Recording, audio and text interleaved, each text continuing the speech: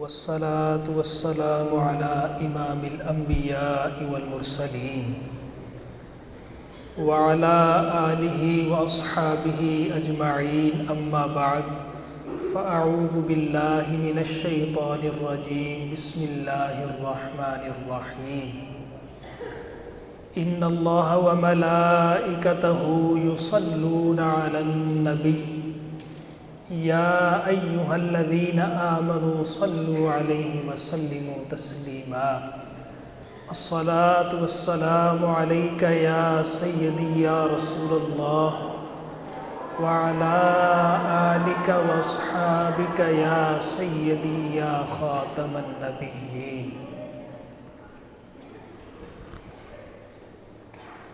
اللہ تعالیٰ کے وہ بڑے خوش نصیب بندے ہیں جنہوں نے مغرب کی نماز جماعت کے ساتھ ادا کی، عشاء کی نماز جماعت کے ساتھ ادا کریں گے۔ رحمت دو عالم صلی اللہ علیہ وآلہ وسلم ایک دفعہ مغرب کی نماز پڑھائی، اس کے بعد آپ گھر تشریف لے گئے۔ صحابہ کرام میں سے کچھ بیٹھے رہے، کچھ اپنے گھروں میں اپنے کاموں میں چلے گئے۔ سرکار واپس تشریف لائے اور حضور تیزی کے ساتھ تشریف لا رہے تھے۔ فرمایا کہ تم کیوں بیٹھے ہو؟ عرض کرنے لگے یا رسول اللہ نماز کے انتظار میں بیٹھے ہیں۔ تو حضور نے ارشاد فرمایا یہ دیکھو اللہ تعالیٰ نے آسمانوں کے دروازوں میں سے ایک دروازہ کھولا ہے، اللہ اپنے فرشتوں سے فرما رہا ہے دیکھو میرے بندے کتنے پیارے ہیں، ایک نماز ادا کر لی ہے دوسری نماز کے انتظار میں بیٹھے ہیں۔ اللہ تعالیٰ ہمیں اپنی ذات سے محبت اور ہمیں نماز سے محبت اور فکر آخرت کی سعادت عطا فرمائے۔ ماہ رمضان المبارک ہو یا ذوالحج کا پہلا عشرہ ہو، لیلۃ القدر ہو یا نصف شعبان کی رات ہو جسے ہم شب برات کہتے ہیں، یہ راتیں ہمیں یاد دلاتی ہیں کہ ایک دن ہم نے اپنے رب کے حضور پیش ہونا ہے، ہم نے اپنے رب کے پاس حاضر ہونا ہے۔ اس دنیا سے ہم نے ہر حال میں رخصت ہونا ہی ہونا ہے۔ کسی کے والدین انتقال کر جاتے ہیں لیکن اکثر بندہ اپنے والدین کی زیارت کر لیتا ہے۔ بہت سارے ایسے ہیں جو اپنے دادا کی زیارت کر پاتے ہیں، کچھ ایسے ہوتے ہیں جو اپنے پردادا کی بھی زیارت کر لیتے ہیں۔ اس سے آگے ممکن نہیں۔ ہمارے جو باپ دادا آباء و اجداد وہ دنیا میں آئے، وہ اس وقت کدھر ہیں؟ وہ اس وقت دنیا چھوڑ کے جا چکے ہیں۔ ایسے ہی ہمارا بھی جب وقت آ جائے گا ہم نے بھی اپنا وقت پورا ہونے پہ اس دنیا کو چھوڑ کے چلے جانا ہے۔ نبی رحمت صلی اللہ علیہ وسلم کا ارشاد پاک سنیے، فرمایا بندے کے 3 دوست ہوتے ہیں، ایک اس کا دوست ہے جو اس کی موت تک اس کے ساتھ رہتا ہے، دوسرا اس کا دوست ہے جو اس کی قبر تک اس کے ساتھ رہتا ہے، قبر میں ساتھ نہیں جائے گا وہاں سے منہ موڑ لے گا۔ فرمایا تیسرا دوست ہے جو قبر میں بھی ساتھ جاتا ہے، قیامت والے دن بھی ساتھ ہوگا، ہمیشہ اس بندے کے ساتھ رہے گا۔ اب حضور نے ارشاد فرمایا پہلا دوست کون سا ہے؟ فرمایا بندے کے مال و دولت، انسان کی زمین، اس کی جائیداد، روپیہ پیسہ، یہ موت تک اس کا ساتھی ہے۔ جیسے ہی بندے کا سانس نکلتا ہے تن کے کپڑے بھی اتار لیے جاتے ہیں، باقی کیا بچے گا؟ جو ساری زندگی انسان نے محنت کر کے مال و دولت کمایا یہ اسی دنیا میں رہ جائے گا۔ دوسرا ساتھی ہے جو قبر تک ساتھ جائے گا، وہ بندے کے رشتہ دار ہیں، وہ بندے کے والدین ہیں، اس کے بیٹے ہیں، تعلق والے ہیں، جو قبر تک آنسو بہائیں گے، ساتھ دعائیں مغفرت کریں گے، اس بندے کے لیے پریشان ہوں گے، دھاڑے مار مار کے روئیں گے کہ ہمارا عزیز دنیا سے جا رہا ہے، لیکن تنہا ہمیں قبر کے سپرد کر کے واپس چلے جائیں گے۔ وہ اتنی جرت نہیں کریں گے کہ ہمارے ساتھ ہی لیٹ جائیں، اگلی منزل ہمیں تنہا ہی طے کرنی ہے۔ فرمایا تیسرا دوست بندے کے اعمال ہیں، جیسے وہ کام کرتا ہے یہ اعمال قبر میں بھی ساتھ جائیں گے، قیامت والے دن بھی یہ اعمال اس کے ساتھ ہوں گے، اور آگے اس کے اعمال اچھے ہوئے یا برے ہوئے، جس طرح کے بھی اعمال ہوئے یہ اعمال اس کے ساتھ جائیں گے۔ حضور نے ارشاد فرمایا اب خود ہی سوچو تمہیں کس دوست کی زیادہ پرواہ کرنی چاہیے، ہمیں کس دوست کے ساتھ زیادہ دوستی لگانی چاہیے، وہ دوست جو ہم سے بے وفائی کر جائے، یا اس دوست کے ساتھ دوستی لگانی چاہیے جو ہماری قبر میں بھی ساتھ ہوگا، حشر میں بھی ساتھ ہوگا، ہمیں بازوں سے پکڑ کے جنت اپنے ساتھ لے جاتا چلا جائے گا۔ تو جس نے جس دوست کو زیادہ توجہ دی وہی دوست اس کے کام آئے گا۔ حضرت عبداللہ بن مبارک رحمۃ اللہ تعالی علیہ اللہ کے جلیل القدر بزرگ ہیں، ان کی توبہ کا سبب بیان کیا جاتا ہے۔ پہلے کسی اور دوست کو توجہ دیا کرتے تھے، ان کی ایک چھوٹی بچی تھی، اس کا انتقال ہو گیا، اب بچی وفات پا گئی ہیں، اتفاق سے آج کی رات تھی، 15 شعبان کی شب برات کی رات تھی۔ یہ سوئے اور دیکھا کہ قیامت کا منظر قائم ہو چکا ہے، افراتفری کا ماحول ہے، لوگ سارے پریشان ہیں۔ انہوں نے دیکھا کہ ایک اژدہا بڑا سانپ ان کے پیچھے پیچھے ہے، منہ کھولے ہوئے آ رہا ہے تاکہ انہیں کھا لے، یہ اس سے بھاگ رہے ہیں۔ بھاگتے بھاگتے اژدہے سے بچنے کی کوئی صورت نظر نہ آئی، بھاگتے رہے۔ ایک بوڑھا ضعیف آدمی ان کو نظر آیا، قیامت کا منظر چل رہا ہے خواب میں، اس سے کہنے لگے میری مدد کرو، مجھے اس سانپ سے بچاؤ۔ کہنے لگا میں آپ کو ضرور بچاتا لیکن میں کمزور ہوں، سانپ طاقتور ہے، میں اسے بچا نہیں سکتا۔ پھر اب آپ بھاگنے لگے، اس کو آواز دی کوئی رستہ ہے تو مجھے بتاؤ۔ اس نے کہا یہ پہاڑ ہے، اس کی طرف چلے جاؤ، شاید تمہیں وہاں سے کوئی چیز مل جائے، تمہارا فائدہ ہو جائے۔ اس پہاڑ کی طرف گئے تو دیکھا کہ وہی بچی جو چھوٹی عمر میں انتقال کر گئی تھی وہ سامنے آ جاتی ہے۔ اس بچی نے سانپ کو ہاتھ مارا، وہ سانپ دور ہو گیا، اپنے باپ کے گلے لگ گئی۔ باپ پوچھنے لگے کہ بیٹا یہ کون تھا، یہ ضعیف آدمی کون تھا، یہ اژدہا میرے پیچھے کیوں لگ گیا تھا؟ بچی کہنے لگی ابا جان یہ اژدہا آپ کے برے اعمال تھے جو اتنے طاقتور ہو چکے تھے کہ آج آپ کو کھا ہی جاتے۔ بیٹا وہ ضعیف آدمی کون تھا؟ ابا جان ضعیف آدمی آپ کے نیک اعمال تھے، آپ ان کی طرف توجہ نہیں کرتے تھے، اس دوست کے ساتھ آپ نے دوستی نہیں لگائی۔ اگر آپ اچھے اعمال کرتے، نیک اعمال کرتے، وہ بوڑھا آدمی آج آپ کو ضرور بچا لیتا۔ آگے سے بیٹی کہنے لگی ابا جان اب وہ وقت نہیں آ گیا کہ آپ اس دوست کے ساتھ دوستی لگائیں جو آپ کو آخرت میں بھی کام آئے گا، اس دوست کے ساتھ یاری لگائیں جو آج آپ کی مدد کرے گا۔ ابا جان کیا وہ وقت نہیں آ چکا؟ آپ اللہ کے خوف سے ڈر جائیں، اللہ کے خوف سے کانپ جائیں، برے اعمال کو ترک کر دیں، فکر آخرت کو اختیار کریں، آپ کی آنکھیں کھلتی ہیں، اللہ کی بارگاہ میں سچی توبہ کرتے ہیں، اللہ اولیاء کا سردار بنا دیتا ہے۔ تو یہ وہ نیک لوگ ہیں جنہیں اللہ تعالیٰ تنبیہ فرماتا ہے ہمیں دوستی لگانی ہے، ہمیں یاری لگانی ہے اس دوست کے ساتھ جو آخرت میں ہمیں کام آئے گا، وہ ہمارے نیک اعمال ہیں۔ یہ راتیں آتی ہیں ہمیں یاد دلانے کے لیے ہمارا اللہ کے ساتھ کتنا تعلق مضبوط ہے، کیا اس تعلق کو ہم نے توڑ تو نہیں دیا؟ آئیے رب کی بارگاہ میں سچی توبہ کیجئے، جو اللہ کی بارگاہ میں سچی توبہ کرتا ہے اللہ اس کی زندگی کی ساری تقصیروں کو معاف فرما دیا کرتا ہے۔ حضرت خواجہ بشر حافی رحمۃ اللہ تعالی علیہ ان کی توبہ کے 2 تذکرے بیان کیے جاتے ہیں۔ ایک بندے کی توبہ کا سبب کئی واقعات بھی ہو سکتے ہیں، دونوں واقعات ایک دوسرے کی ضد نہیں ہے۔ پہلا واقعہ تو معروف ہے، آپ نے سنا ہوگا، خواجہ بشر حافی رستے میں جا رہے تھے، کاغذ کا ایک ٹکڑا نظر آیا، اس کے اوپر اللہ کا نام لکھا ہوا تھا۔ آپ کی قلبی محبت نے جوش مارا، میرے رب کا نام زمین پہ پڑا ہے۔ اسے اٹھایا، صاف کیا، گھر میں لا کے اطمینان سے ادب کے ساتھ رکھ دیا۔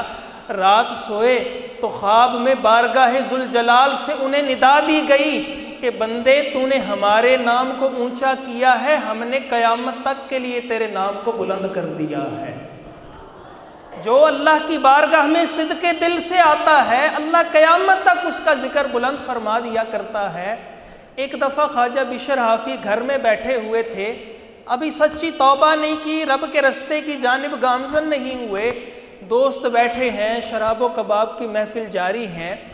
کسی نے دروازے پہ دستک دی تو ایک بچی باہر نکلی، تو اس نے پوچھا جس نے دستک دی تھی، اس گھر کا مالک آزاد ہے یا غلام ہے کوئی؟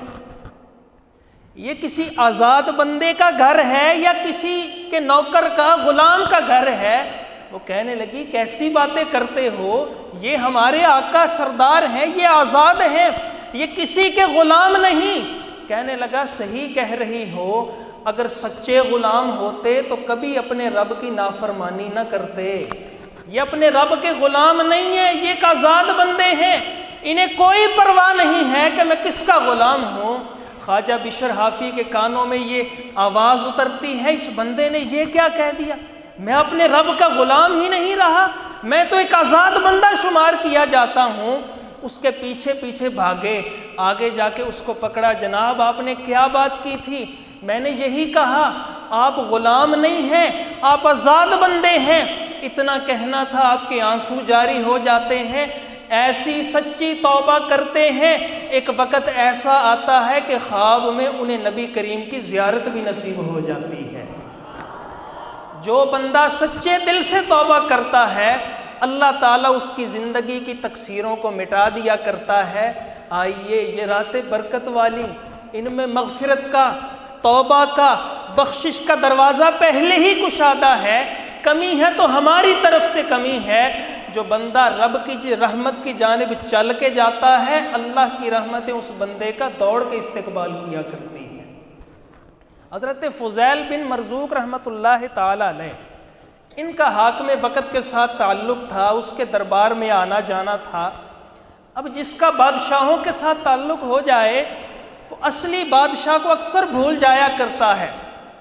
جس کے دل میں دنیا کی محبت جاگ جائے، اس کے دل سے آخرت کی فکر نکل جاتی ہے۔ یہ حاکم وقت کے پاس بیٹھے، ظہر، عصر، مغرب 3-4 نمازیں ان کی ضائع ہو گئی، وہیں بیٹھے ہیں، برائی کر رہے ہیں، نمازوں کا خیال نہیں، ان کا وقت ایسے ہی نکل گیا۔ ان کی ایک خادمہ تھی، وہ آ کے بتاتی رہی جناب ظہر کا وقت ہو گیا، جناب فلاں نماز کا وقت ہو گیا، مغرب کا وقت ہو گیا۔ وہ اپنی کاموں میں، برائی میں مگن ہیں، اس کی طرف توجہ نہیں کر رہے۔ وہ دانا تھی، اس نے ایک آگ کا انگارہ لیا، ایک آگ کا، دہکتی ہوئی آگ کی لکڑی کا ٹکڑا لیا، انگارہ لیا، ان کے پاؤں پہ یا ہاتھ پہ لا کے رکھ دیا۔ ان کا ہاتھ جل گیا، بڑی تکلیف ہوئی، فوراً پیچھے کیا، یہ کیا کر رہی ہو؟ کہنے لگی یہ دنیا کی آگ ہے جسے آپ آج برداشت نہیں کر رہے، کل قیامت کے دن جہنم کی آگ کو کیسے برداشت کریں گے؟ میرے آقا مجھے آپ کی فکر ہو رہی ہے، یہ دنیا کی آگ آپ کو جلا رہی ہے، کل قیامت کے دن آپ اپنے رب کا سامنا کیسے کریں گے؟ ان کے دل سے سچی توبہ کی صدا بلند ہوتی ہے، اللہ تعالیٰ ان کی توبہ کو قبول فرماتا ہے۔ ایک وقت ایسا آتا ہے دنیا کی محبت ان سے نکل جاتی ہے، ان کا دل دنیا سے سرد ہو چکا ہے، ہر وقت توجہ اپنی آخرت کی طرف رکھا کرتے ہیں۔ دو اللہ کے ولی ان کی تیمارداری کے لیے آتے ہیں، پوچھتے ہیں حضور کیا حال ہے، خیریت ہے؟ عرض کرتے ہیں جناب جو اللہ کے لیے کوئی چیز ترک کرتا ہے اللہ اسے بہتر بدلہ عطا فرماتا ہے، جو اللہ کے لیے کسی چیز کو چھوڑ دیتا ہے اللہ اسے ضائع نہیں کرتا، بہتر نعم البدل عطا فرماتا ہے۔ جناب آپ کو اللہ تعالیٰ نے کیا عطا فرمایا؟ کہنے لگے مجھے اس حال میں خوش رہنے یعنی اللہ کی رضا پہ رہنے کی نعمت حاصل ہو گئی ہے۔ میں نے دنیا کو ترک کیا آخرت کے لیے، اللہ نے مجھے کائنات کی سب سے بڑی نعمت اپنی رضا سے مالا مال فرما دیا ہے، آئیے اللہ کی بارگاہ میں سچی توبہ کیجئے۔ بازا بازا ہر آنچ ہستی بازا، گر کافر و گبر و بت پرستی بازا۔ کہتے ہیں رب کی رحمت آوازیں دے رہی ہے، لوٹ آؤ لوٹ آؤ، کافر ہو، مجوسی ہو، آتش پرست ہو، کچھ بھی ہو، میری بارگاہ میں آ جاؤ۔ ای درگاہ ماں درگاہ نومیدی نیست، 100 بار اگر توبہ شکستی بازا۔ یہ رب کی بارگاہ ہے، یہاں مایوسی نا امیدی کا گزر نہیں ہے۔ 100 بار بھی اگر توبہ توڑی ہے، رب کی بارگاہ میں آ جاؤ، رب کی رحمتیں تمہارا استقبال کرتی نظر آئیں گی۔ جو اللہ تعالیٰ کی طرف متوجہ ہو جاتا ہے، اللہ تعالیٰ اس بندے کی ساری زندگی کو سنوار دیا کرتا ہے۔ نبی رحمت صلی اللہ علیہ وآلہ وسلم نے ارشاد فرمایا، بندہ رب کی بارگاہ میں توبہ کرتا ہے، اللہ اس کی توبہ قبول فرماتا ہے، اسے اللہ تعالیٰ معاف فرما دیتا ہے۔ ایک وقت ایسا آتا ہے بندے کی توبہ ٹوٹ جاتی ہے، اس کے نفس کے بہکانے سے، شیطان کے شر سے، وسوسے سے اس کی توبہ ٹوٹ گئی، دوبارہ برائیوں کے رستے پہ چل پڑا، اللہ تعالیٰ پھر اسے توبہ کی توفیق دیتا ہے، وہ رب کی بارگاہ میں معافی مانگتا ہے، اللہ تعالیٰ اس کی معافی قبول فرما لیتا ہے۔ وہ تیسری دفعہ پھر اس بندے کی توبہ ٹوٹ جاتی ہے، گناہ کرتا ہے، اللہ تعالیٰ ارشاد فرماتا ہے، بندے تو تھک جائے گا، میں تجھے معاف فرما فرما کے کبھی نہیں اکتاؤں گا، میری رحمتیں باز نہیں آئیں گی۔ مولانا محبوب عالم صاحب رحمۃ اللہ تعالیٰ علیہ اپنے طالب علموں کو یہ سرکار کا فرمان پڑھا رہے تھے۔ ان کے شیخ طریقت سائیں توکل شاہ صاحب رحمۃ اللہ علیہ یہ پاس سے گزرے اور پوچھا کہ مولانا اس حدیث کا مطلب کیا ہے؟ تو انہوں نے مطلب بیان کیا جو ان کے ذہن میں آیا۔ فرمایا اس سے تو گناہ کی اجازت مل رہی ہے، تم جو مرضی کرو اللہ تعالیٰ تمہیں معاف فرمائے گا، اکتائے گا نہیں، جو مرضی کرو اللہ تعالیٰ توبہ قبول کرے گا۔ فرمایا اس سے تو گناہ کی اجازت مل رہی ہے۔ فرمایا اس کا مطلب یہ ہے، ایک مثال سے سمجھیے۔ فرمایا جیسے آپ کا کوئی دوست ہے، آپ کا کوئی یار ہے، وہ کسی بری جگہ پہ چلا جاتا ہے، آپ اسے وہاں سے پکڑ کے لے کے آتے ہیں کہ آئندہ نہیں جانا، یہ جگہ تمہارے لیے اچھی نہیں، یہ گناہ کی جگہ ہے، برائی کی جگہ ہے، ادھر نہیں جانا۔ کچھ دنوں بعد وہ دوست آپ کا دوبارہ چلا جاتا ہے، آپ پھر اسے پکڑ کے لاتے ہیں کہ یہ جگہ تمہارے لیے اچھی نہیں، تمہاری آخرت کو نقصان ہو رہا ہے، اس کو ترک کر دو، ادھر نہ جایا کرو۔ تیسری دفعہ وہ پھر برائی کی جگہ پہ چلا جاتا ہے، آپ کو غصہ آتا ہے، آپ اسے پکڑ کے رسیوں سے باندھ دیتے ہیں اور کہتے ہیں کہ اب تم اس گناہ کی طرف جا کے دکھاؤ، اب تم ادھر جا کے دکھاؤ، میں تمہیں نہیں جانے دوں گا۔ فرمایا بلا تشبیہ اللہ تعالیٰ معاف فرماتا ہے، بندہ پھر توبہ توڑ لیتا ہے، سچی توبہ کرتا ہے، پھر اللہ معاف فرما دیتا ہے، پھر اس کی توبہ ٹوٹ جاتی ہے۔ اللہ کو بندہ اتنا پسند آتا ہے، اللہ اسے اپنی رحمت کی زنجیروں سے باندھ دیتا ہے، وہ بندہ چاہ کے بھی گناہ کی طرف جا ہی نہیں سکتا، اللہ تعالیٰ اسے جنت کے رستے پہ چلا دیا کرتا ہے۔ تو جو اللہ کی بارگاہ میں سچی توبہ کرنے والے لوگ ہیں، انہیں اللہ تعالیٰ ہدایت عطا فرماتا ہے، انہیں اللہ تعالیٰ مغفرت عطا فرماتا ہے، انہیں اللہ تعالیٰ جنت کی بشارت عطا فرما دیا کرتا ہے۔ تو آئیے اپنے آخری گھر، اپنے دائمی گھر جنت کی طرف توجہ کیجئے۔ اس گھر کی مثال سرکار نے ارشاد فرمائی، جیسے بندہ سمندر میں اپنی انگلی ڈبوتا ہے، انگشت شہادت اس نے بڑے سمندر میں ڈبوئی، فرمایا انگلی کے ساتھ جو چند قطرے پانی کے لگ گئے، جیسے ان کا سمندر کے ساتھ کوئی مقابلہ نہیں، فرمایا ایسے دنیا کی چند روزہ زندگی کا آخرت کے ساتھ کوئی مقابلہ نہیں کیا جا سکتا۔ آخرت تو بڑی ہے، صرف قیامت کا دن ہی 50,000 سال لمبا دن ہے، تو جس گھر میں ہم نے رہنا ہے اسے کیوں نہ آباد کیا جائے۔ یحییٰ بن معاذ رازی رحمۃ اللہ تعالی علیہ نے ارشاد فرمایا، دنیا آخرت کو ملانے والا پل ہے، یہ ایک پل ہے جسے پار کر کے تم آخرت میں داخل ہو رہے ہو۔ فرمایا اس پل کو آباد نہیں کرنا، گزر کے جانا ہے، اپنی آخرت کو آباد کرنا ہے، اپنی آخرت کو بہتر بنانا ہے۔ تو اللہ تعالیٰ کی بارگاہ میں دعا ہے ہمیں فکر آخرت کی سعادت عطا فرمائے۔ جس دل میں فکر آخرت جمع ہو جاتی ہے اللہ تعالیٰ اسے کثیر نیکیوں کی توفیق عطا فرما دیا کرتا ہے۔ بزرگان دین نے ارشاد فرمایا اگر کوئی دنیا میں آپ کے ساتھ مقابلہ کر رہا ہے، کوئی ہماری دکان کا مقابلہ کرتا ہے، کوئی ہمارے کاروبار کا مقابلہ کرتا ہے، کوئی ہماری عزت کا مقابلہ کرتا ہے، کوئی شہرت کا مقابلہ کرتا ہے، فرماتے ہیں اگر دنیا میں کوئی آپ کے ساتھ مقابلہ کر رہا ہے، آپ آخرت کے معاملے میں مقابلہ شروع کر دو، اس کا دنیا میں مقابلہ ہی نہ کرو، آخرت کے میدان کے لیے تیاری کرو۔ اگر وہ 5 نمازیں پڑھتا ہے تو آپ تہجد کی نماز بھی ادا کیا کریں، اگر وہ رمضان کے روزے رکھتا ہے آپ مقابلہ آخرت کے بارے میں کریں، آپ نفلی روزے بھی رکھنے شروع کر دیں۔ اگر وہ صرف 2-4 سورتیں قرآن پاک کی پڑھتا ہے آپ چند پارے تلاوت کی عادت بنا لیں۔ یہ وہ جذبہ ہے، قرآن پاک نے ارشاد فرمایا فاستبقوا الخیرات، نیکیوں میں ایک دوسرے سے آگے بڑھنے کی کوشش کیا کرو۔ جناب سمنون بن حمزہ رحمۃ اللہ تعالی علیہ اللہ کے ولی تھے، اللہ سے محبت کرنے والے، اللہ سے پیار کرنے والے تھے۔ انہیں پتہ چلا کہ ایک آدمی ہے اس نے 40,000 درہم یا 40,000 دینار اللہ کی راہ میں خرچ کیے، صدقہ کیے یا مسجد کی تعمیر میں لگا دیے یا اس نے یتیموں پہ خرچ کیے۔ 40,000 کی اس دور کی رقم اس نے اللہ کے راستے میں خرچ کر دی۔ ان کے دل میں بھی خواہش پیدا ہوئی کہ میں کیا کروں، میرے پاس تو پیسے ہے نہیں۔ اپنے ایک دوست کو بلایا، کہنے لگے ہمیں خبر ملی ہے کہ اس نے 40,000 درہم اللہ کی راہ میں قربان کیے، میرا دل مچل رہا ہے کاش میرے پاس بھی اتنا مال ہوتا، میں بھی اللہ کے راستے میں قربان کرتا۔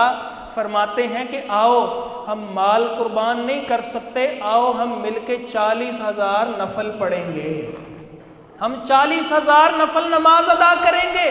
جو اللہ نے ہمیں توفیق دی ہے ہم وہ تو کرتے ہیں، آبادی سے دور نکل جاتے ہیں، کافی دن وہاں قیام کرتے ہیں، اس دن واپس آتے ہیں جب اللہ 40,000 نفل پڑھنے کی توفیق عطا فرما دیتا ہے۔ تو یہ وہ خوش نصیب لوگ ہیں جن کے دل میں فکر آخرت سما جاتی ہے۔ اللہ تعالیٰ کی بارگاہ میں دعا ہے ہمیں فکر آخرت کی سعادت عطا فرمائے، ہمیں ہر رات اللہ سچی توبہ کرنے کی توفیق عطا فرمائے۔ یہ جو برکت والی راتیں ہیں اللہ تعالیٰ ان کی قدر کرنے کی توفیق عطا فرمائے۔ مغفرت و بخشش کے کئی طریقے ہیں، جو طریقہ اللہ تعالیٰ نے اپنے پیارے محبوب کے ذریعے آج کی رات نازل کیا وہ طریقہ بڑا مختصر ہے۔ آپ یہاں بیٹھے اپنی نشستوں پہ تشریف رکھتے ہوئے بھی اللہ تعالیٰ کی مغفرت حاصل کر سکتے ہیں۔ حضور کا ارشاد پاک سنیے، سرکار علیہ الصلوۃ والسلام نے ارشاد فرمایا کہ 15 شعبان کی رات جو آج کی رات ہے اللہ تعالیٰ آسمان دنیا پہ نزول فرماتا ہے جیسے اس کی شان ہے، اور فرمایا اللہ تعالیٰ ساری مخلوق کو دیکھتا ہے، جو بندہ اللہ کے ساتھ کسی کو شریک بنا رہا ہے یا جس نے کسی مسلمان کے ساتھ قطع تعلقی کی ہے، اس کے دل میں کینہ ہے، نفرت ہے، ان 2 بندوں کو چھوڑ کے اللہ تعالیٰ ساری مخلوق کی مغفرت فرما دیتا ہے۔ اللہ تعالیٰ سب سے کہتا ہے جاؤ میں نے تمہیں معاف کر دیا۔ کون سے 2 بندے رہ گئے؟ جو اللہ کے ساتھ کسی کو شریک بنا رہا ہے یا اپنے مسلمان بھائی سے نفرت کرتا ہے، اس نے قطع تعلقی سے اپنے دل کو آلودہ کیا ہوا۔ اب آپ ایک دفعہ یہاں بیٹھ کے اخلاص کے ساتھ پڑھیے لا الہ الا اللہ محمد الرسول اللہ۔ یہ وہ کلمہ طیبہ ہے جو 100 سالہ مشرک کو بھی ایمان کی وادیوں میں داخل کر دیتا ہے۔ دوسرا، اللہ کی بارگاہ میں زبانی بلکہ دل سے نیت کیجئے کہ مولا میری کسی مسلمان کے ساتھ قطع تعلقی نہیں، میرے دل میں کسی مسلمان کے بارے میں نفرت نہیں، کسی مسلمان کے بارے میں حسد میرے دل میں نہیں ہے، میرا دل مولا پاک و صاف بنا دے، یہ دو دعائیں آپ مانگیں گے، اللہ تعالیٰ آپ کو ادھر بیٹھ کے ہی جنت کی بشارت عطا فرما دے گا۔ کیوں؟ میری بات غلط ہو سکتی ہے، کسی استاذ کی، مفتی کی، علامہ صاحب کی بات غلط ہو سکتی ہے، مکین گنبد خضرا کی بات ہرگز غلط نہیں ہو سکتی۔ ان دو برائیوں سے اپنے دل کو پاک کر دیجئے، اللہ تعالیٰ آپ کو دنیا میں ہی جنت کی بشارت عطا فرماتا چلا جائے گا۔ نبی کریم علیہ السلام تشریف فرما تھے، فرمایا ابھی ایک جنتی آدمی آئے گا، تمہارے اندر آ کے بیٹھے گا۔ حضرات صحابہ اکرام توجہ کے ساتھ بیٹھ گئے، مشتاق ہیں، منتظر، کون ایسا خوش نصیب آتا ہے؟ سرکار نے ارشاد فرمایا یہ جنتی ہے۔ ایک انصاری صحابی آئے، مجلس میں آ کے بیٹھ گئے۔ دوسرے دن پھر حضور نے ارشاد فرمایا ابھی ایک جنتی آئے گا، ہمارے درمیان آ کے بیٹھے گا۔ پھر صحابہ اکرام دیکھنے لگے کون خوش نصیب آتا ہے جسے سرکار نے دوسرے دن بھی جنت کی بشارت عطا فرمائی۔ ایک صحابی آئے، آ کے بیٹھ گئے۔ تیسرے دن پھر سرکار نے ارشاد فرمایا ابھی ایک آدمی آئے گا جو جنتی ہے، جسے اللہ نے جنتی بنا دیا ہے، ہمارے درمیان آ کے بیٹھے گا۔ وہی انصاری صحابی آئے اس مجلس میں، سرکار کی پرنور مجلس میں آ کے بیٹھ گئے۔ عبداللہ بن عمرو بن عاص رضی اللہ عنہما، ان کے دل میں بڑا تجسس پیدا ہوا، میں پتہ کروں یہ کون خوش نصیب ہے جسے اللہ کے پیارے محبوب نے 3 دفعہ جنتی بنایا ہے۔ حضور ایک دفعہ ارشاد فرما دیں یہ بندہ جنتی ہے، اس کے بگڑے مقدر سنور جائے۔ اپنی زبان حق سے سرکار نے 3 دن ارشاد فرمایا جنتی ہے۔ کوئی بہانہ بنا کے اس کے گھر میں چلے گئے کہ میں نے تمہارے گھر میں مہمان بن کے رہنا ہے۔ 3 دن راتیں اس کے گھر میں رہے، اس کے اعمال دیکھتے رہے، اس کی تہجد دیکھتے رہے، اس کی رات دیکھتے رہے، اس کا دن دیکھتے رہے۔ انہیں فرض نمازوں کے علاوہ کوئی خاص عمل نظر نہیں آیا، کوئی لمبی چوڑی عبادت، قرآن پاک کی تلاوت ان کو نظر نہیں آئی۔ 3 دن کے بعد کہنے لگے بھائی جان اصل میرا مقصد یہ تھا میں پتہ کروں آپ کون سا نیک کام کرتے ہیں۔ سرکار نے 3 دفعہ ارشاد فرمایا یہ جنتی ہے، میں تو پتہ کرنے آیا تھا، آپ کا عمل چیک کرنے آیا تھا، مجھے ایسا کوئی عمل نظر نہیں آیا، اب میں واپس جا رہا ہوں۔ جب آپ جانے لگے انہوں نے پیچھے سے آواز دی میرے پاس اعمال کی لمبی چوڑی فہرست نہیں ہے، لیکن ایک کرم اللہ کا مجھ پہ ہے، اللہ تعالیٰ نے میرا سینہ ہر مسلمان کے بارے میں صاف کر دیا ہے، میرے دل میں کسی مسلمان کے بارے میں کوئی ذرہ برابر برا خیال، حسد، نفرت، کینہ موجود نہیں ہے، شاید یہی عمل ہو۔ عبداللہ بن عمرو بن عاص کہنے لگے بندہ خدا یہی وہ عمل ہے جس کی وجہ سے اللہ تعالیٰ نے آپ کا مرتبہ باقیوں سے بلند فرما دیا ہے۔ تو اپنے دل کو پاک کرنا، طیب و طاہر کرنا، یہ اتنی بڑی نیکی ہے کہ اللہ تعالیٰ گھر بیٹھے ہی انسان کو جنت عطا فرما دیتا ہے۔ آئیے اللہ کی بارگاہ میں سچی توبہ کیجئے۔ جو اللہ تعالیٰ کی بارگاہ میں سچی توبہ کرتا ہے اللہ تعالیٰ اس بندے کی زندگی کے سارے گناہوں کو معاف فرما دیا کرتا ہے۔ نبی رحمت صلی اللہ علیہ وآلہ وسلم نے ارشاد فرمایا بندہ 2 رکعتیں اپنے قلب و قالب کے ساتھ، اپنے ظاہر کے ساتھ، اپنے باطن کے ساتھ ادا کرے، اس میں کسی قسم کا صحف بندے کو نہ آئے، ساری زندگی تو بڑی بات ہے، 2 رکعتیں فرمایا بندہ توجہ کے ساتھ پڑھتا ہے، فرمایا اللہ تعالیٰ اس کی زندگی کے سارے گناہوں کو معاف فرما دیتا ہے۔ آج کی رات برکت والی ہے، اس میں صلاۃ و تسبیح ادا کیجئے، اللہ کی بارگاہ میں استغفار کیجئے، توبہ کیجئے، سچی اخلاص کے ساتھ دعائیں مانگیے۔ رات پڑی ہے، ہم صرف 2 نفل اس نیت پہ ادا کریں گے کہ اللہ تعالیٰ ہماری زندگی کے سارے گناہوں کو معاف فرمائے، ہمیں سچی توبہ کرنے کی توفیق عطا فرمائے۔ اس کے بعد دعا کی جائے گی۔ سرکار نے ارشاد فرمایا نماز ایسے پڑھو کہ تم رب کو دیکھ رہے ہو، تم اللہ تعالیٰ کے جلوے دیکھ رہے ہو۔ فرمایا اگر یہ کیفیت نہ بن سکے کم از کم اس طرح نماز پڑھنا کہ تمہارا رب تمہیں دیکھ رہا ہے۔ تو 2 نفل آپ نے توبہ کی نیت سے پڑھنے ہیں، اس انداز میں پڑھنے ہیں کہ ہم اپنے گناہوں کی وجہ سے اپنے رب کو نہیں دیکھ رہے، لیکن ہمارا رب، ہماری نیلی چھت کا مالک ہمیں ضرور دیکھ رہا ہے۔ اللہ ہمیں سچی توبہ کی توفیق عطا فرمائے۔ وآخر دعوانا الحمدللہ۔